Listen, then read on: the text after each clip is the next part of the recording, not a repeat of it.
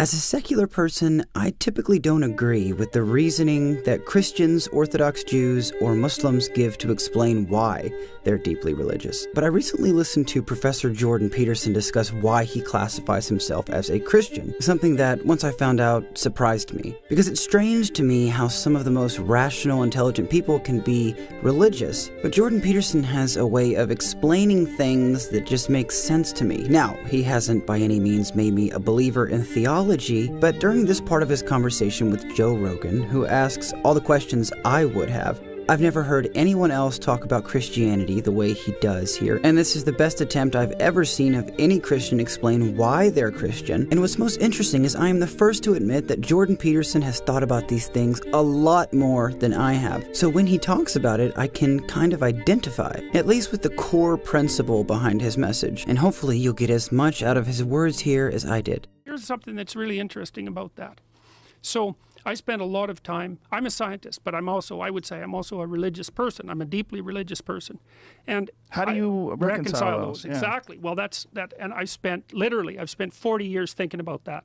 And for 20 of those years, I did almost nothing but think about that all the time. And I realized something partly from reading Carl Jung. And what I realized was that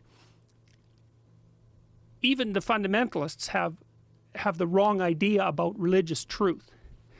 Religious truth is not scientific truth, like the stories in Genesis, which are very old stories, maybe tens of thousands of years old.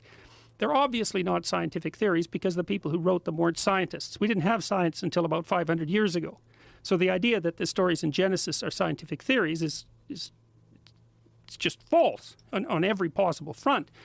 And so then you might say, well, there's no other truth but scientific truth. It's like, well, wait a minute. That's not true. Because what scientific truth tells you is what things are. But genuine religious truth tells you how you should act. And those things are not the same.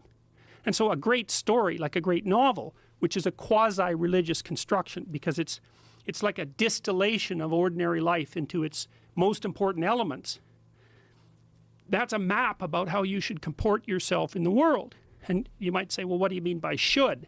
And because that's the question the moral relativists ask. And there's an answer to that too, as far as I can tell. And I got this partly from reading Jean Piaget. So imagine that here's how you should act. You should act so that things are good for you like they would be for someone you're taking care of. But they have to be good for you in a way that's also good for your family. And they have to be good for you and your family in a way that's also good for society. And maybe even also good for the broader environment, if you can manage that. So it's balanced at all those levels. And then that has to be good for you and your family and society and the world right now and next week and next month and a year from now and 10 years from now. And so it's this harmonious balancing of multiple layers of being simultaneously. And that's a Darwinian reality, I would say. Your brain is actually attuned to tell you when you're doing that. And the way it tells you is that it reveals that what you're doing is meaningful. That's the sign that your nervous system is adapted to do this. It's adapted to exist, I would say, on the edge between order and chaos. And chaos is where things are so complex you can't handle it, and order is where things are so rigid that it's too restrictive. In between that, there's a place that's meaningful, where you're partly stabilized and partly curious, and you're operating in a manner that increases your scope of knowledge. So you're inquiring and growing, and at the same time you're stabilizing and renewing you, your family, society, nature, now, next week, next month, and next year. And when you have an intimation of meaning, then you know you're there. And I can give you an existential demonstration of that. So imagine that each of these levels of existence, the way I just laid them out, are like patterns.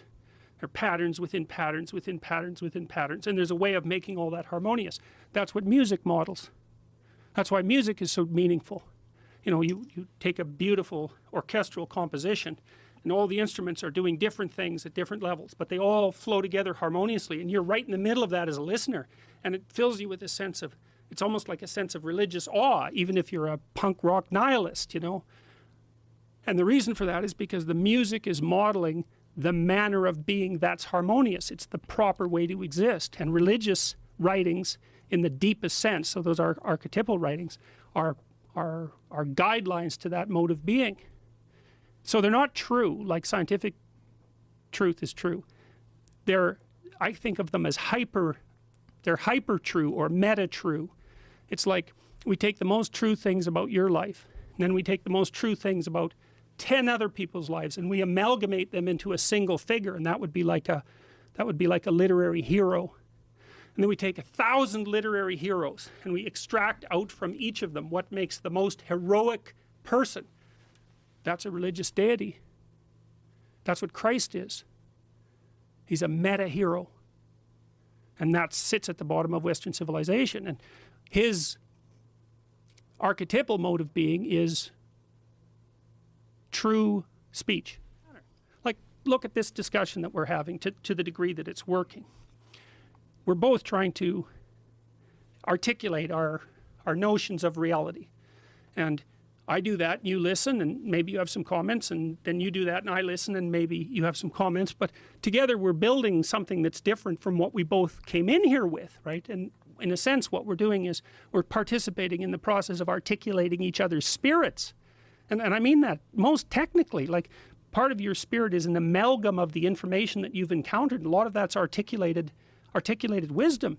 And so it's soul construction. If you're having a good conversation, and that's also a conversation that is meaningful, and you can tell that when you're having it, it's that you're decomposing parts of yourself, your false presuppositions, you're letting them die, and you're letting something new be born as an alternative. And you're participating in this process of death and rebirth constantly when you're having a meaningful conversation.